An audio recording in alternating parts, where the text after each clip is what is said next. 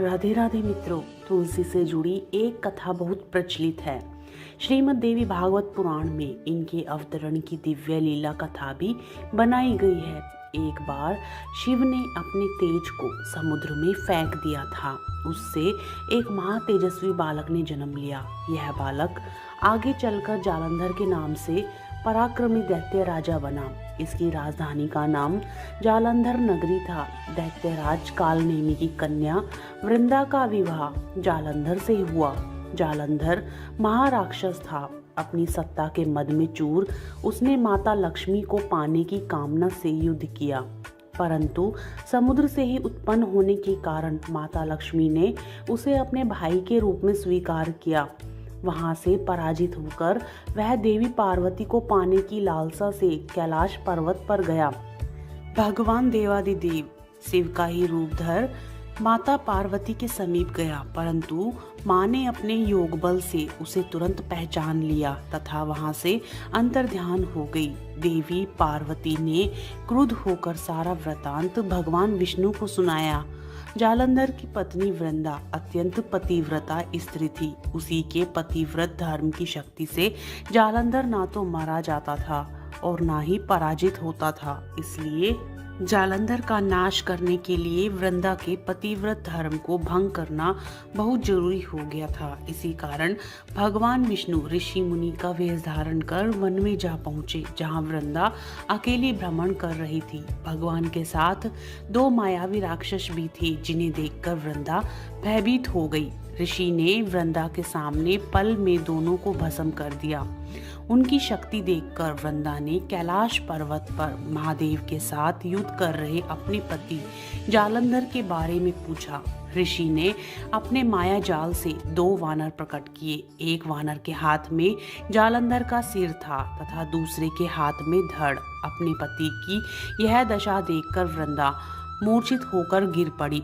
होश में आने पर उन्होंने ऋषि रूपी भगवान से विनती की कि वह उसके पति को जीवित करे। भगवान ने अपनी माया से पुनः जालंधर का सिर धड़ से जोड़ दिया, परंतु शिव भी वही उसी शरीर में प्रवेश कर गए।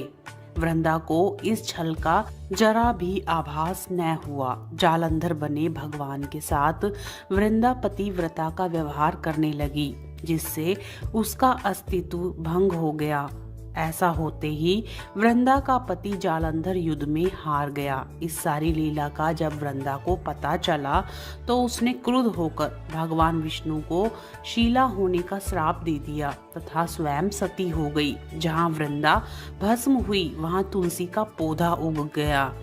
भगवान विष्णु ने वृंदा से कहा, हे वृंदा, तुम अपने सतीत्व के कारण मुझे लक्ष्मी से भी अधिक प्रिय हो गई हो। अब तुम तुलसी के रूप में सदा मेरे साथ रहोगी। जो मनुष्य भी मेरे शालिग्राम रूप के साथ तुलसी का विवाह करेगा, उसे इस लोक और परलोक में विपुल यश प्राप्त होगा। जिस घर में तुलसी होती है वहां यम के दूत भी असमय नहीं जा सकते।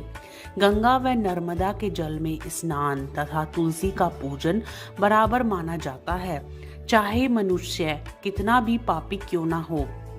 मृत्यु के समय जिसके प्राण मंजरी रहित तुलसी और गंगा जल मुख में रख कर निकल जाते हैं, वह पापों से मुक्त होकर बैकुंठ धाम को प्राप्त होता है। जो मनुष्य तुलसी व आंवलों की छाया में अपने पितरों का श्राद्ध करता है, उसके पितृ मोक्ष को प्राप्त हो जाते हैं। उसी दैत्य जालंधर की यह भूमि जालंधर नाम से विख्यात है। सती वृंदा का मंदिर मोहल्ला कोट किशनचंद में स्थित है। कहते हैं कि इस स्थान पर एक प्राचीन गुफा थी जो सीधी हरिद्वार तक जाती।